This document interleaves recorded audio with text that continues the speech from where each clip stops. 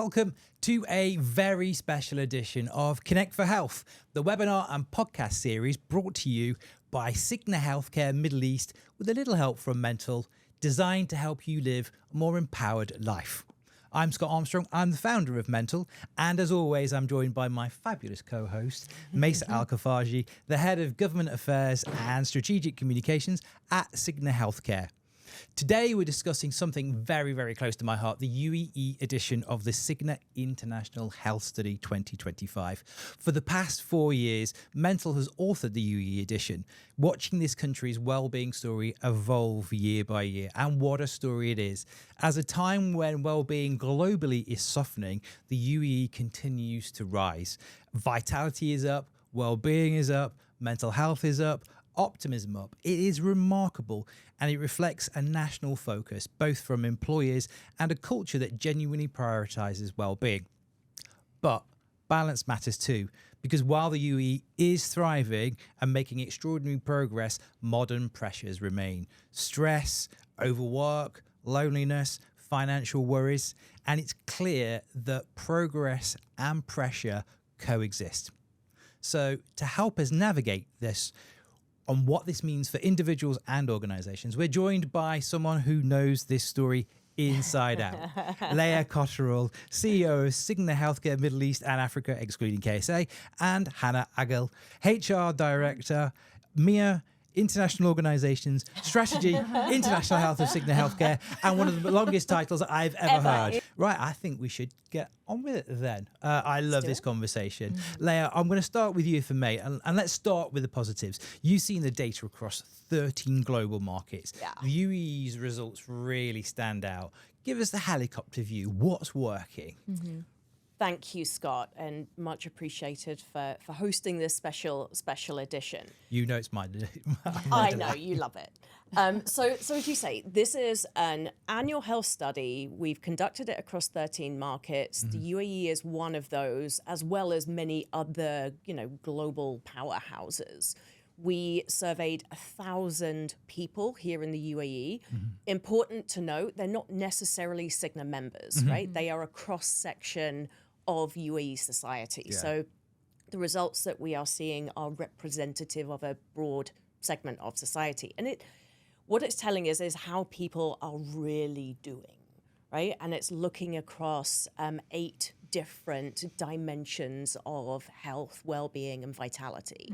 So what comes out of the study is we get a well-being index, and we also get what we call the Evernorth Vitality Index, which is a very specific measure, which I like to think sort of helps us understand sort of what's going on in communities and societies and the sort of resilience against all of those different dimensions. I think it's fair to say that overall, there's been really positive progress here in the UAE. There's still some tension points, right? And that's not going away. We have seen overall well-being at 70, which is up, and that compares to a global number of 41. Wow. So there is a big difference there. A huge difference. Yeah. And then if we look at the Vitality Index, we're running 73.3 for the UAE against a global number of 63.2, I think it was. I know you're Mr. Stato. You'll be able to correct me, I'm not going to call you out on that one. So as you look at both measures, we are up on 24, and we are well ahead of our sort of global counterparts. And this comes at a time when that global one is actually just drifting downwards. Just not a tad, hugely, but it is going south. Yes, they're going in the north. wrong direction as a global community. Yeah. And so what sits behind it, right? I think you used the words a little bit earlier around sort of, I think it was progress with pressure. With pressure, that's right. So stress is still out there as being a key feature, right? So 89% of people telling us that they feel stress. What's underlying that this year is really coming out as a feature is financial well-being is a struggle. And we'll delve into it in a little bit more shortly, I think. But, the impact on women as well, and the consideration of family finances has come out as a big point. We're still seeing loneliness, right? That was a feature that sort of crept in during COVID, if you remember, but seems to have particularly persisted in the UAE, whereas other locations it's sort of it's dialed back a little. Can I just pick a point on what Leah just mentioned? And it's really interesting because just of my own accord, just going through, there's so many different platforms out there that talk about different elements of well-being. And it is true that there seems to be this surfacing of financial well-being. And whereas before it wasn't there as a box, I've noticed it more and more. It's come across a few kind of like discussion points, a few themes when it comes to overall well-being as well. I also wanted to ask Leah about comparatively what we were talking about with the insights and the statistics for the vitality as well as overall well-being. What do you feel makes the UAE different comparatively when we're looking at the global statistics? Why is there, that progressive, that increase, and how that is also a little bit counterintuitive to what we were also going to touch upon later on with the loneliness and so forth? I mean, I've been here nearly 18 years now, and I know most of you all. Many of you have been here a very long time. Maissa's been here a bit longer. I'm not calling you old, just to be clear. No, of course not. But you can, though. I think we have a unique cross-section of society here, right, in terms of people being here. On the whole, people are choosing, much of the population are choosing to make the UAE home. That's a positive affirmation, and often people coming here for a purpose, right? Yes. A purpose may be, I'm going to come here for a specific assignment, or things aren't great back at home, and therefore I'm going to come for something specific. And therefore I think that by sort of, function of that, the 1,000 people that we interview here are probably, maybe their glass is slightly more half full than maybe they are. So I wonder whether that in of itself, the society in of itself is maybe made up slightly differently. It's a little bit more dynamic, a little bit more agile, perhaps a bit more ambitious and resilient, because they're already prepared to move countries in search of a dream, if we want to. Absolutely. Yeah, so I think that I've always felt that is something about this country that makes us unique. And then if you pile on top of that a government and Emirate level governmental departments that are prioritizing wellness and happiness. And investing in, if you just think we're just coming to the tail end of Dubai Fitness Challenge, for the month of November, there's been runs and bike rides, and just look around the city. I mean, the city is investing in well-being, right? We've got the mental health framework that was launched, and the specific investment in that. So I think for me, it's a function of a little bit of contribution of the makeup of society. It's where we are and the investment that's been made by the government in that. And you know what? Quite frankly, there's people like us sat around a table taking some data and taking actionable insights out of that, and understanding what does the community need and bringing that to life. I've got to give Abu Dhabi a shout out as well, because we're talking about Dubai, but down the road, and when we saw the Mental Awards, I was just about to say that. She kindly sponsored. I mean, top prize, best in the UAE and best in healthcare, Department of Health, Abu Dhabi, for what has been pioneering work, particularly focused on children, trying to get ahead of the mental health issue, so that the next generation kind of arrives at maturity with tools and the emotional intelligence to deal with their mental health. If we go, can I spin us back to the kind of like top takeaways as well? Because there were some other really powerful stats, and there was one that really stood out to me about our approach and our how we prioritize mental health versus physical health. Just talk us through that, because that was super interesting. Yeah, so for the first time this year, the respondents of the UAE identified mental health as the number one priority. So typically across the world, and typically here in the past, we've seen physical health be the number one identified priority. And this year it's flipped. Now, physical health is pretty close behind, but 35% of respondents said that, no, my mental health is the most important thing in my well-being. And that's an incredible reflection of that understanding between physical and mental health, and mental health, physical health, and vitality. I mean, you know, we started Mental 3.5 years ago, and it felt like we were a little bit of a lone voice, and you were supporting us from day one. But for us to see how far this conversation has gone in 3 years, again, going back to being driven by the government, that now mental health is, you know, the number one priority. This isn't the case globally. Again, just your thoughts on what might be driving that here locally, and why we're now. I mean, it must be the Connect for Health podcast. That's got to be. The sole. No other reason. Yeah. But what do you think the other drivers are about the fact that we're actually beginning to lean into both mental and physical health, but the fact that mental health is there as a number one? I think that's absolutely amazing. It is huge, right? But I think I can only go back to it's the open mind of people here. They, you know, go back to that cross section of society.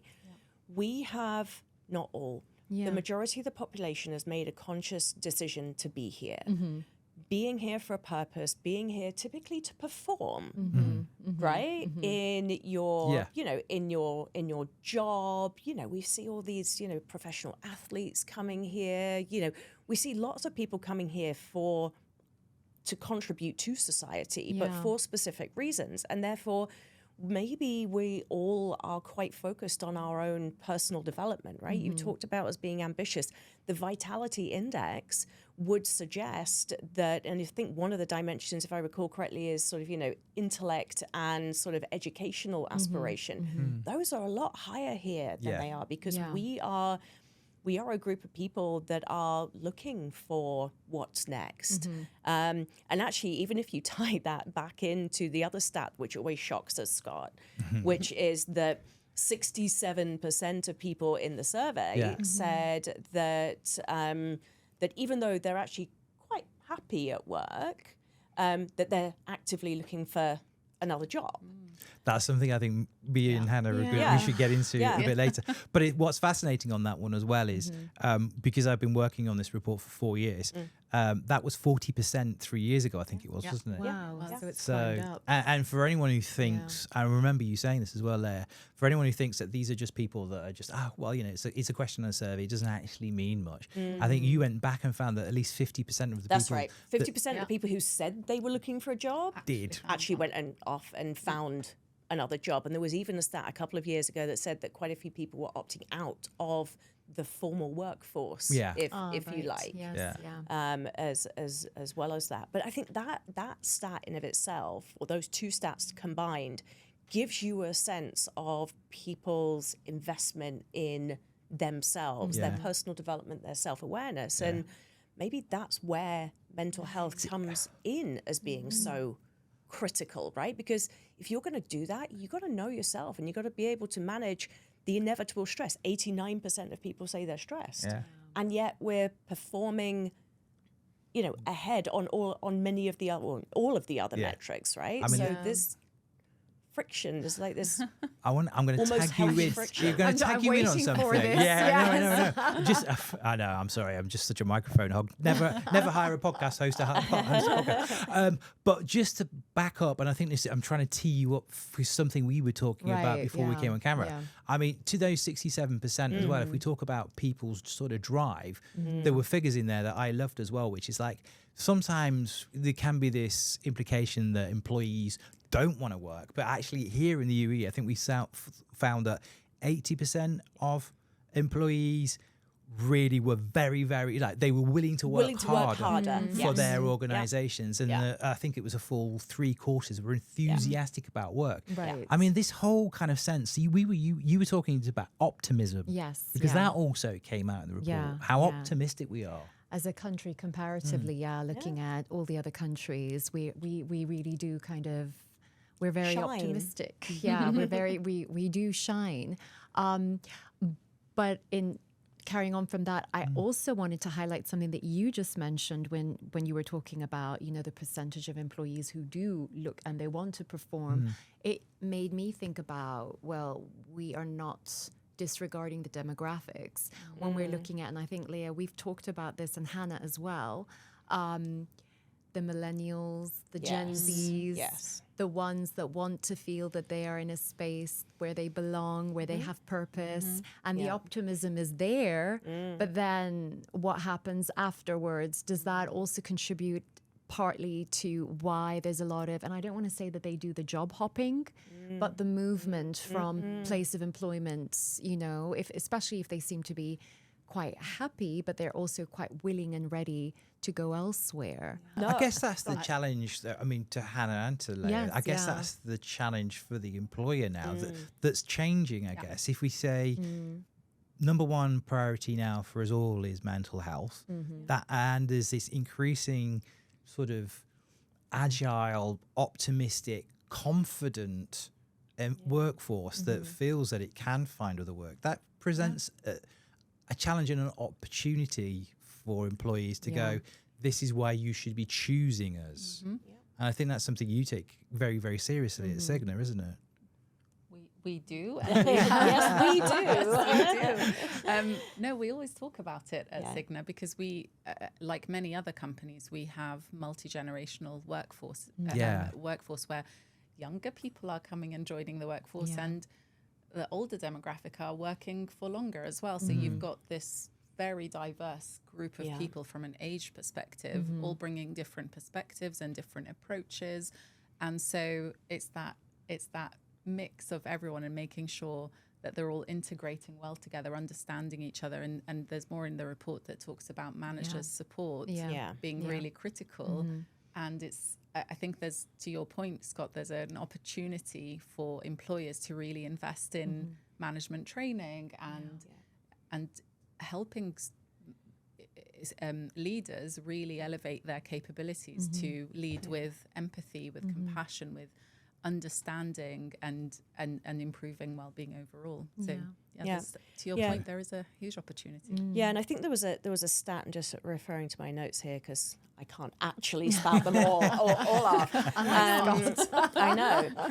But on that point about this multi-generational thing, and we've talked about this a lot as our workforce has been evolving. The stat from the report is that 53%, and I'm going to say only, right? Only 53% of respondents feel understood by their manager, which really means that 1 in 2 are not feeling understood by their manager. And, again, back to melting pot, there's generational, there's nationality, there's lots of different factors in play there that I think contribute to some of the workplace challenges. And I think there was 45% feel that they do not have support for personal priorities. And we know that generationally, our Gen Z colleagues and, millennial colleagues as well, are looking for greater flexibility.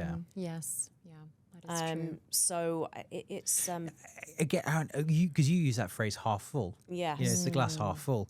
If you're an employer and you're looking at these figures, it would be, I guess you could look at it from a half full or a half empty. And you could look at that 53, which means that 47% don't feel that. Yeah. But that 47% should, again, represent a huge opportunity to improve.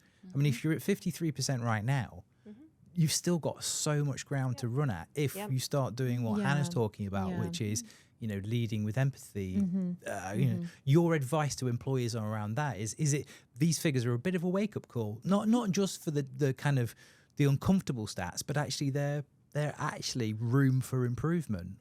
This is exciting because you've got the potential to grow in these spaces. Yeah, and let's face it, Scott, when we got these results this year, we could look at it on face value and give everyone a pat on the back and say, yay, great, everything's going in the right direction. But you do need to look at those nuances. You need to look at the generational dynamics that we've spoken about. You need to look at the gender dynamics that we've spoken about as well to really identify that true story. And I think that, comes back to one of my favorite phrases, which is, employers understanding that one size doesn't fit all. Yes. Right? And it is really about getting underneath what, demographics and sort of different groups of our workforce really need from us, and having an employer value proposition that speaks to that. I know I'm jumping ahead, but it's one of my favorite stats, so I'm just going to go with it. Okay, Go with it. Our planning has gone out of the. It's gone. It's a conversation. It's gone. It's a It's conversation. okay. Conversation. But one of the stats that I was delighted and massively biased towards, obviously, was the fact that healthcare benefits had come out as the number one preferred benefit of employees. Right, it's typically been flexible working in the past, and healthcare benefits have sort of pivoted and jumped to the top. So. Rather than it being a nice to have as something that's associated perhaps with a multinational, nice fluffy multinational employer, it's really starting to become a must have. That kind of feels in line with that. Again, if mental health is the number one priority. Exactly. Exactly. You talked about Gen Z. And again, and we've spoken to this quite a few times, particularly you being a mother. And there was a stat that came out there that I know you were really wanted to explore. Stress. The report did highlight that 84% of employees were feeling stressed. And we did mention earlier on as well how there's that sense of, there's the optimism, there's a sense of, the vitality is on a high, but then that's what I meant by it's counterintuitive with the high statistics when we're talking about the levels of stress amongst employees. Now, as a mum, and I've not only encountered, I lead a very stressful life. But then knowing that when I look at my children, I have two boys and a girl, but I'm just thinking about, well, what does this mean for them looking into the future? Because they've got the whole trajectory. They've got, coming up close to finishing school for one of them, but then university life and then employment life. And where do we see this going? What's the trend? What's the direction that seems to, and how do we address this increasing stress? Yeah. And I think you didn't correct me, but corrected me. That the underlying stress level was 84, but in the younger age category, right, in the 18 to 24, it was 89%. Which is kind of worrying, right? Is. That it's it is even higher than it is for us. And then I think the critical thing for me was the unmanageable stress, right? So 21% of people interviewed in that 18 to 24 range said that they had unmanageable stress. Like, that's what worries me about how we as employers or as mums support or dads, even dads. I have a 24-year-old boy who's in the Yeah. working population right now. And you look at it and go, "Oh my word!" I know. But His life got ahead. What do we think? Because we entered very different workplace. Me particularly when everything was driven by horses and stuff like that, and coal. But what do we think's driving that for our younger generation of employees, and what can we do about it? And you've got to think the digital's somewhere in there, right? Yeah. Absolutely. There's so many factors, aren't there? I mean, the digital piece, the high expectations, The urgency. the perfectionism that you see on Yes, social media. There's so much, but I think it really highlights that this is an area for us to, put the magnifying glass over and really pay attention to and get under the skin of what really needs addressing. Yeah. I don't know if you. No. I completely agree, and I don't want to, I think the digital world that we live in enables so much, but if you look at those stress levels, it's perfectionism, it's immediacy of everything. But the other stat that came with that was that 69% of this same cohort are feeling lonely. Yeah. Right? So there's this desire for social interaction. Early, if you think about that, early in your career, I mean, we all, I'm sure, you didn't have flexible working then, right? You went into the office, you had a great community. All my friends were work friends. Yes. You went out at lunchtimes, you went out in the evening. It was a very social. Boy, did I. It's true. It was a very sociable period Yes. of life, and the workplace has changed. And then you overlay that with these digital elements. I think I mentioned this, Leah, yesterday when we were having a conversation, that sometimes it's a sense of, the hybrid working is amazing because it allows for what we aim for, which is that work-life balance, the ability to, as a parent, for example, be present on certain occasions, but still being able to, fulfill your deliverables. But in some way that also plays into that disconnect. Yeah, that loneliness. Yeah. And I am definitely not a millennial or Gen Z, but no. But I do feel that sometimes it does sometimes feel a little bit, like you're not quite connected with the team. And I think especially for people, and again, look at the sort of dynamics here in Dubai. People have left, many people, not all, have left home. They've come here for a specific purpose, great, but they may well be living on their own or not. They've left their family unit. I think that's another one of the things that we've seen that sort of really interesting paradox of, is family is, it is a massive priority, right? So it's 70% of people said that family is sort of number one as a priority from a well-being perspective. Yeah. And yet so many people are lonely. Is that because family is so important and you only realize it when you're not there? Or when they're not there? If we can continue with this, sorry, Hana, I think you were. I've got ADHD, so I am a natural interrupter. My wife tells me off all the time. So if you want to say what you were about to say, please do. Please go ahead. Oh, no, but I want to actually turn to you as well, because when we stay with loneliness, you could be not forgiven as a leader, but sometimes organisations would perhaps roll their eyes and go, "Well, people are lonely. Why should I care?" And I think what was the overall stat for the UAE was around 53, was it? If I might quite be a large. lot, but then that goes up to 69% for the younger generation. Yes, that's right.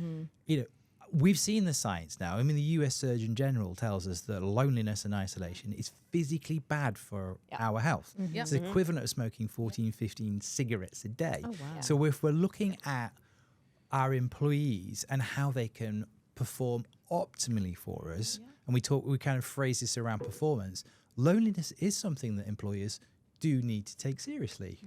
What are your thoughts on that, Leah or Hana?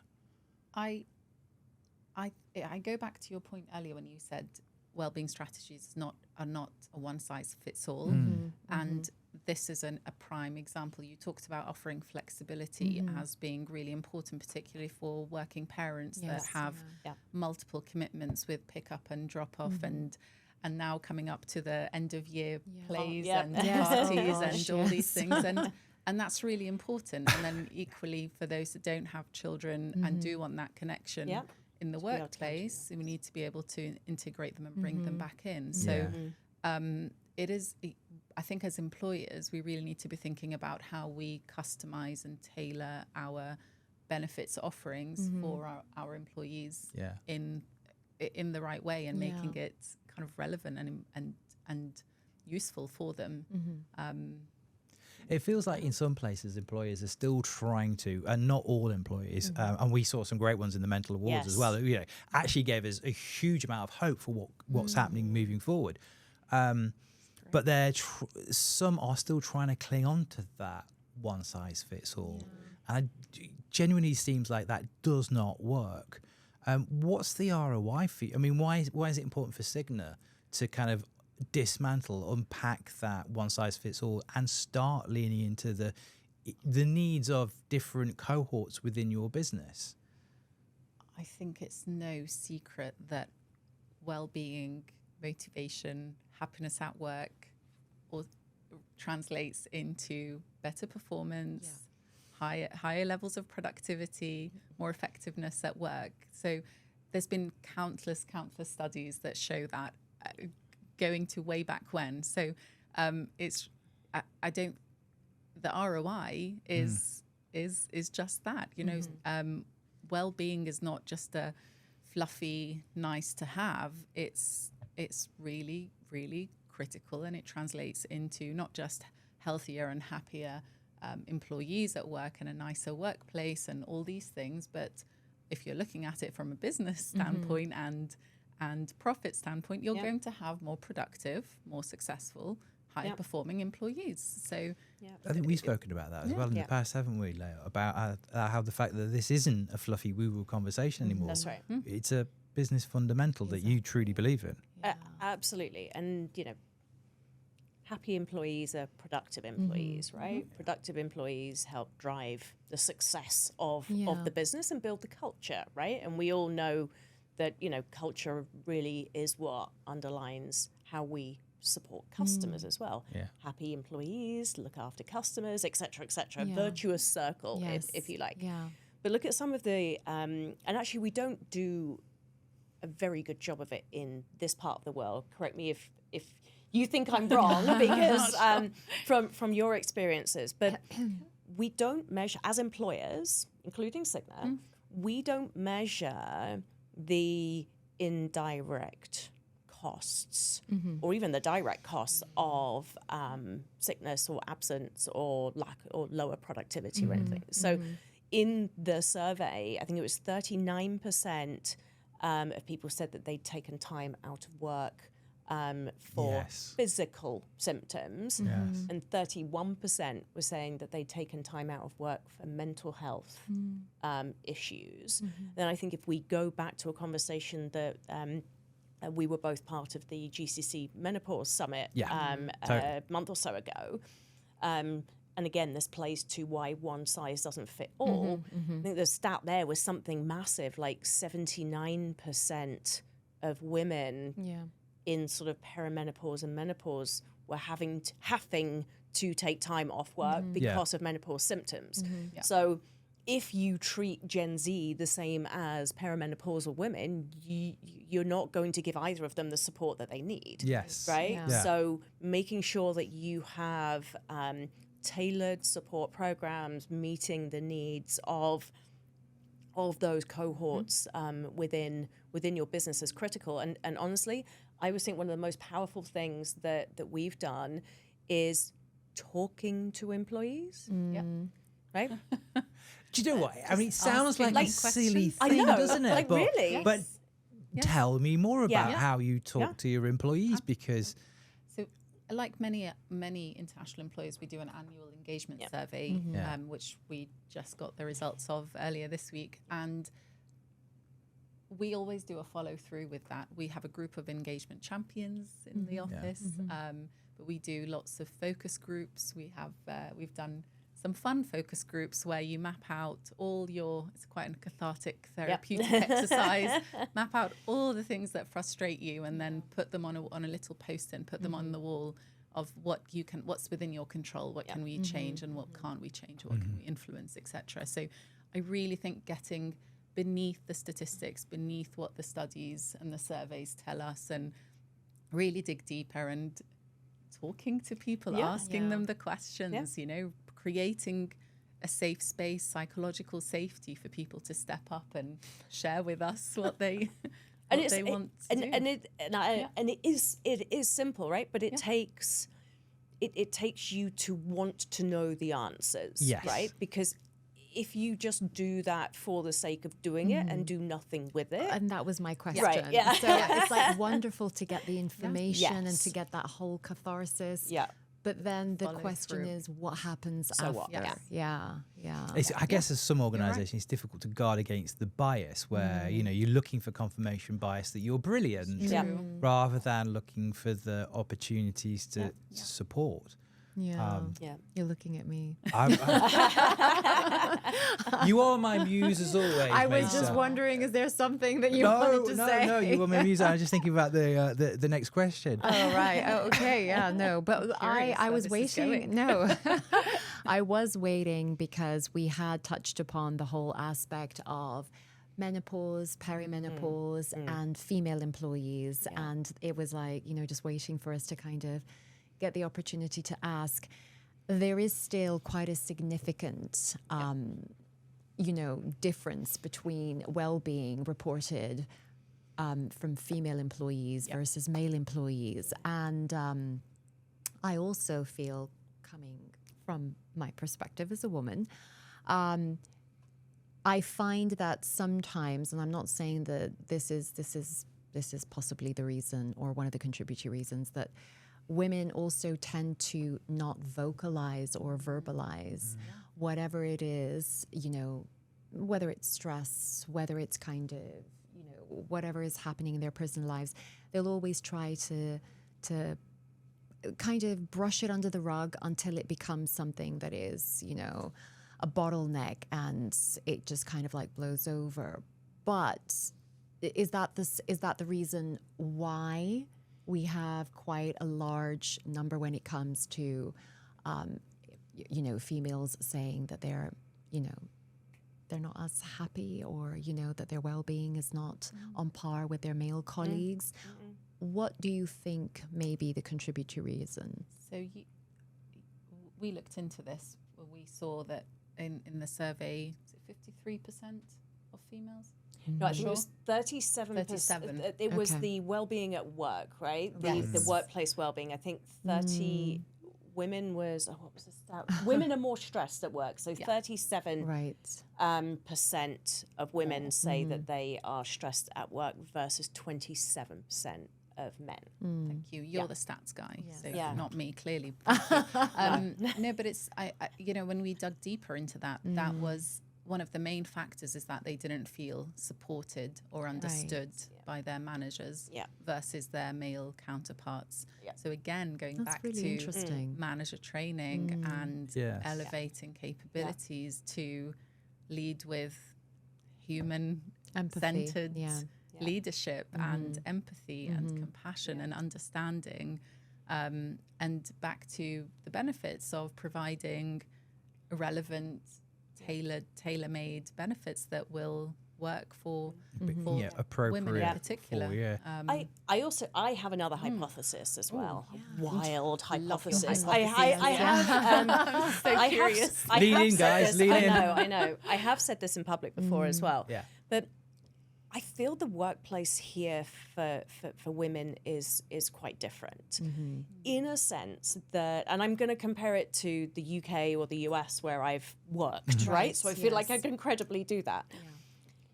Here, but I'm assuming a typical family structure, right?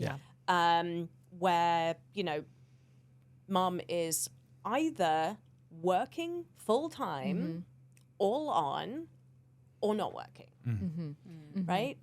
Those halfway houses that, you know, job shares, part-time, compressed hours, those type of approaches don't seem to exist here. And in fact, you actually see, that's maybe why you've seen quite a lot of mumpreneurs.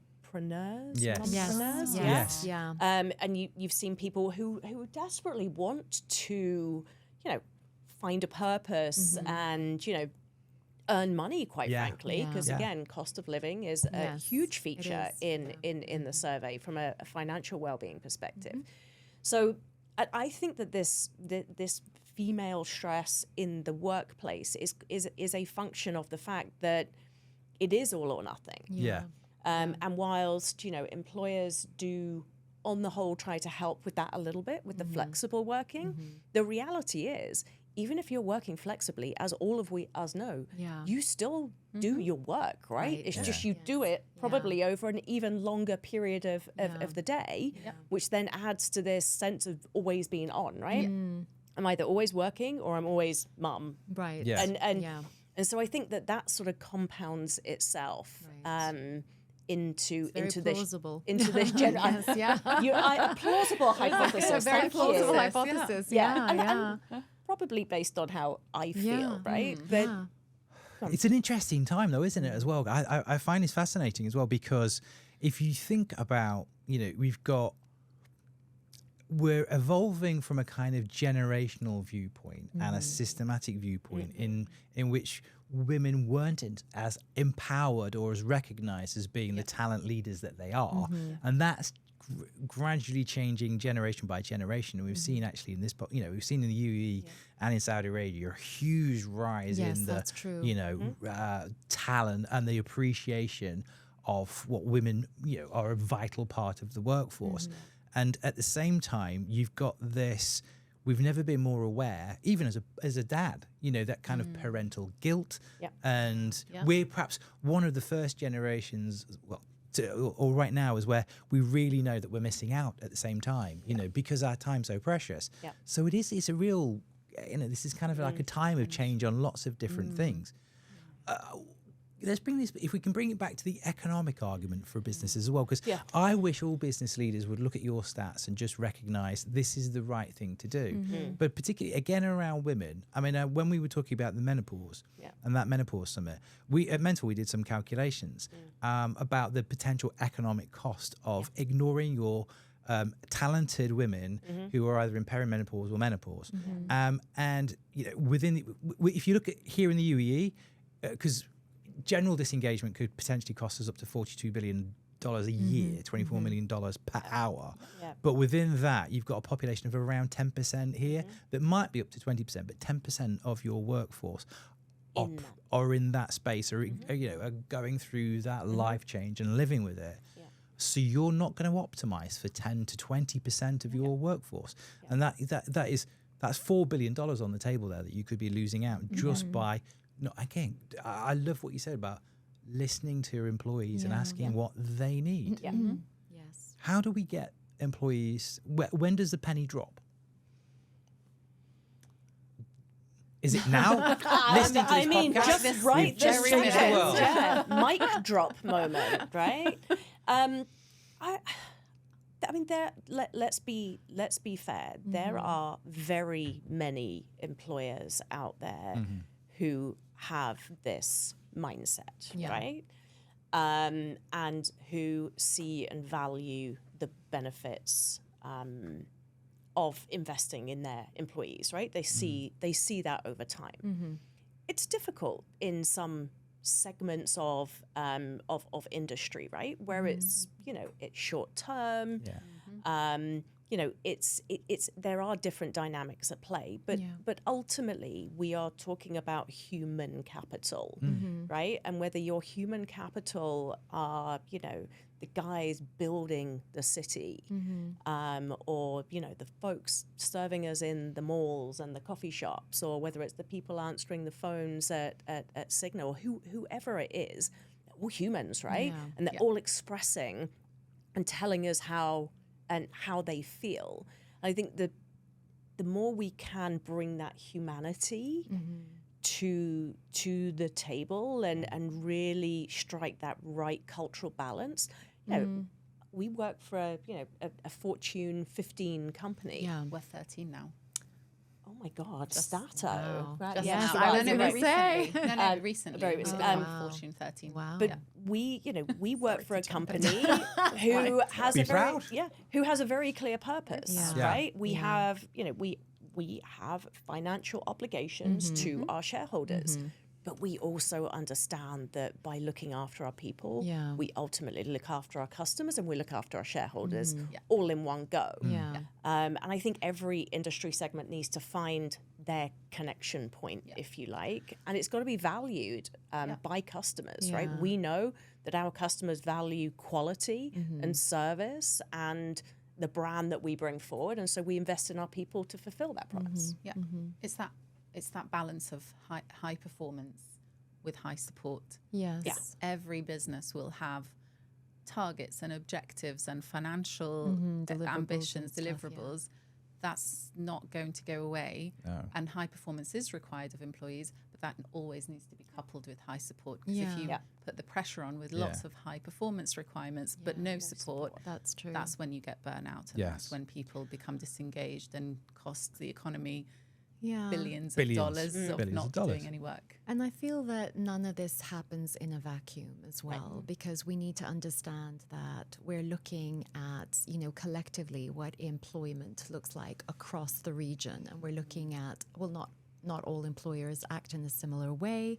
You'll have employees who have been conditioned because the culture in their previous organization required them to probably not speak, not Yep. not even, because they'll see it as a vulnerability and weakness as well. If they wanted to some degree disclose, what their mental well-being, what their overall well-being was like. So I feel that none of this also happens in a vacuum. Yeah. And that's True. also something to consider. And leaders often need, with things like that, leaders need to be paving the way and setting the example and being role models. You have no idea, Leah, how many employees look up to you as the CEO who openly talks about balancing your responsibilities of your children and work. And, people go, oh, then that makes it okay. I can talk about It's mine okay. too. True. Yeah. And I really think the more and more leaders that do that, that lead with vulnerability, that show up authentically and share what their real life experiences are, that really sets the tone for others to come forward as well. So yes, you're right. I don't think if you have a different culture that doesn't allow for that openness, that's going to be really tricky for the most junior employee to do. But when you have leaders setting the tone, it really shifts the And we've talked about conversation. that before, haven't we, Scott? Yeah. The importance of top-down leadership when it comes to well-being, health. We held an International Men's Day panel in the office last week.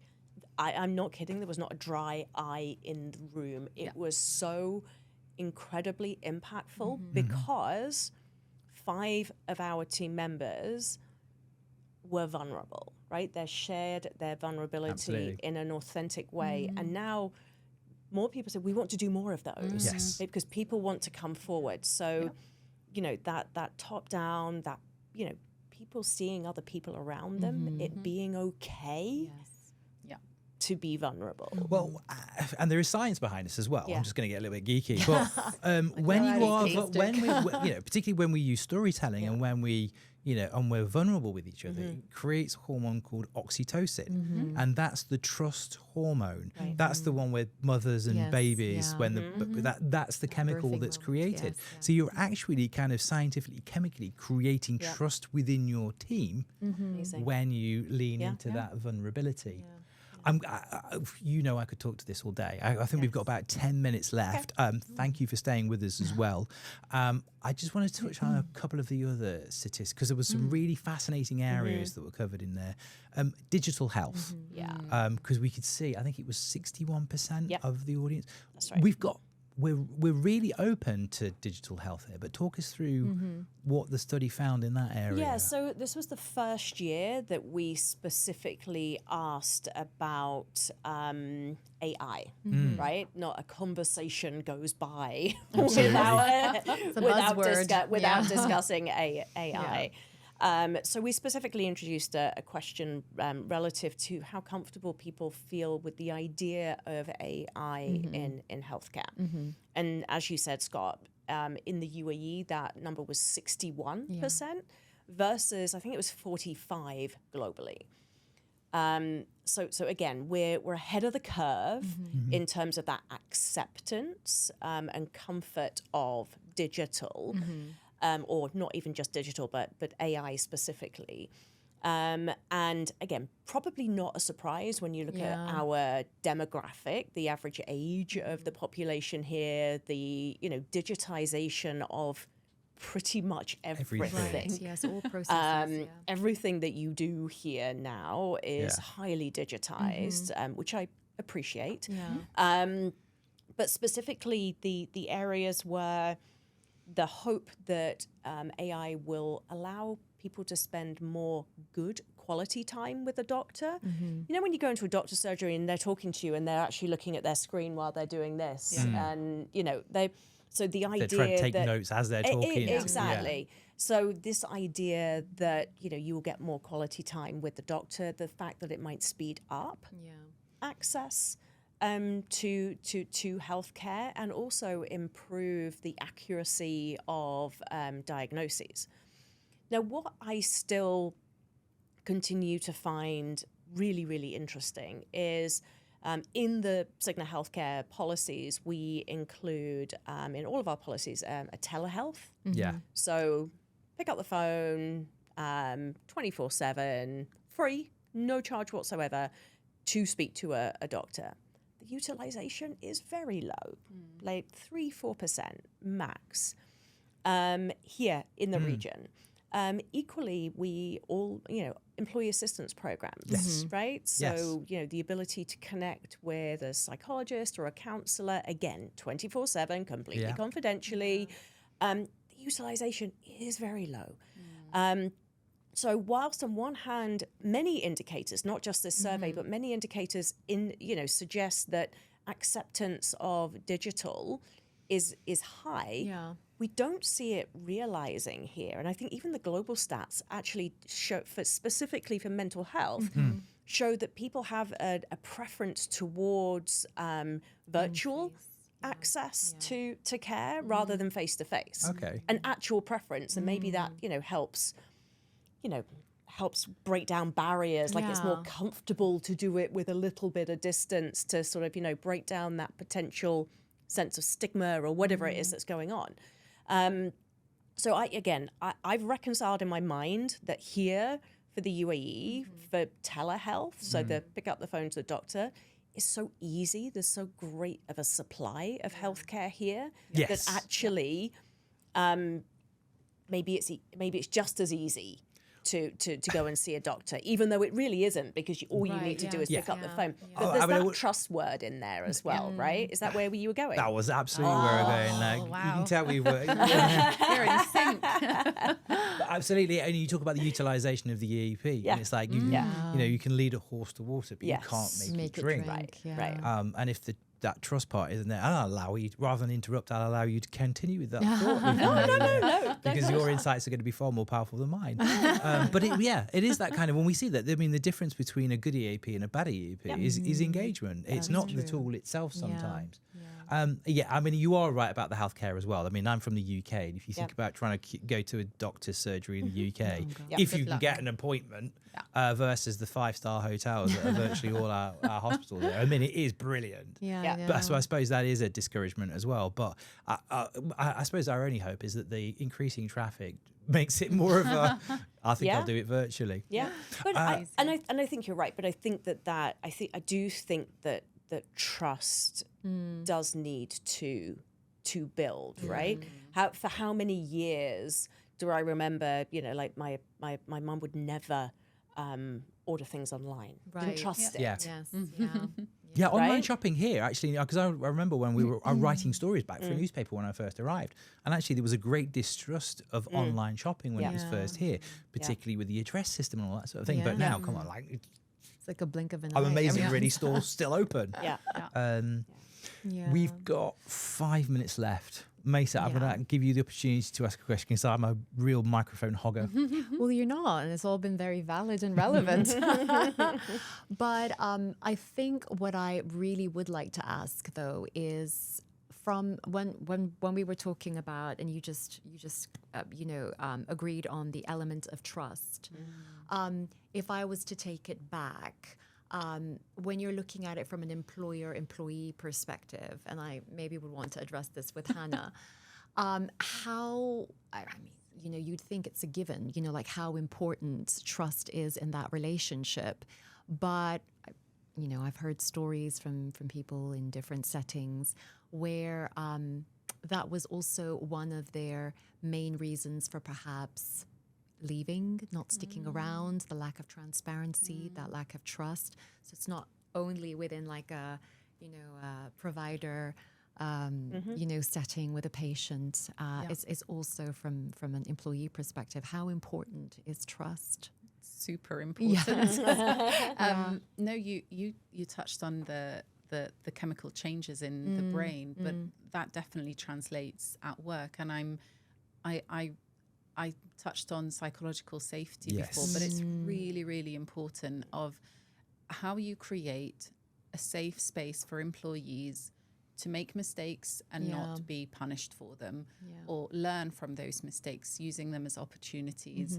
I really think there's a huge opportunity for leaders to step up in this space and, again, lead by example, and even put their hands up when they themselves make a mistake, or something as simple as that, or welcoming new ideas, asking the questions first rather than jumping in and telling people what to do, starting with how are you, and really listening to the person and how they're feeling, rather than where are you with this task, and tell me what you're up to there, and jumping straight to action. So there's a lot I think employers can do to, again, enable managers and support managers to show up in that way and create that safety. I'm going to leave the mic drop moment to you, Leah, as the clock ticks down. Give us one practical step that employees could take tomorrow that could meaningfully move the needle on well-being. Just one. Wow. Well, he can give us more than one, but I mean, I'm sorry, I'm gonna go back to talk to your employees, right? Yeah. So, in the past we've talked a lot about raising awareness and education. And that's equally important, but that I think comes after talking to people. I mean, honestly, it was one of those aha moments last year, right? Last Christmas town hall, or end of year town hall, sorry. End of year town hall, Hana ran a session with the post-it notes and the sphere of influence and the start, stop, continue. And we took that next level of, you get your employee engagement, not everyone, but you get, as a multinational company, we get employee engagement survey results, which give us an indicator. But it's a bit like looking at the high level well-being scores on this. If you just look at it at face value, it doesn't really tell the story. You need to double down and understand what sits really behind it. And I think the only way you do that is either, very purposeful, proactive steps like that, and or you have a management layer who is listening, right? Who wants to listen, who is asking the right questions. And is listening and bringing that information back so that we can really do something about that as an organization. But I think there's an adage of people don't leave companies, they leave managers. That's true. Right? That's true. Reinforce that. 67% of your people are actively considering or looking for another job. Right? That tells us that, that is human capital that we could lose, and we've got a great opportunity to keep it, because 80% of them are telling them they're actually also willing to work harder for us. So maybe if we just give them a couple of extra reasons to stay, and one of those things, what do people love more than anything? Being heard. Let them be heard. Amazing. That definitely was a mic drop moment. Yes, Thank it you was. very much Thank for you. that. The Cigna Healthcare Study is also available on the Cigna website. It's a fascinating read. It's brilliant. I know that because I wrote it.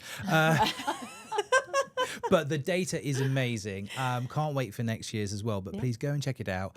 And also, if you want to join in the podcast next time, go back and check out some of the other episodes. There's some brilliant ones on there. Men's mental health, the importance of exercise, menopause, amazing conversation we had about menopause. So please go back and check past episodes. But from ConnectForHealth, thanks, Leah. Thanks, Hana, for your insights today. And thank you for joining us. And we'll see you again soon. Thank you. Thank you.